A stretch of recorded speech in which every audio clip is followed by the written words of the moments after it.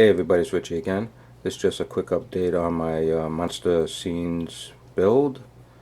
It's going to be a real short update. I just did a little detail painting and I'll show you what I got. So, in the previous video you saw that the control panels were just base coated. So I started doing all the detail painting. So I started with this control panel. And you can see all the controls and knobs and the screens have all been painted. And I also did a little detail painting on this fire pit. As you could also see, there's some victim there's arms and legs. Looks like Dr. Deadly is cooking somebody. You know, and they got those little arms in the fire pit there. So who knows what Dr. Deadly is cooking up.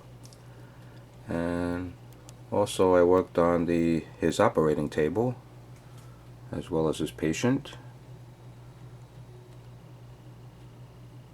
Gave that a metal look for the operating table, as well as added these chains and weathered up that skeleton and got him chained to Dr. Deadly's operating table.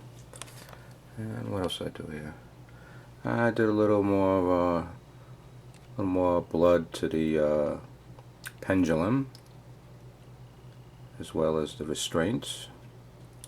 And I'm still debating if I'm going to paint added blood drops to it. Also, I'm debating if I should metalize that like I did the operating table, or just leave it like this.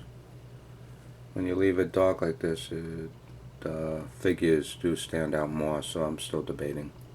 But anyway, that's about all I did on these figures for the monster scenes. So, hope you like this. Like I said, it's a short update.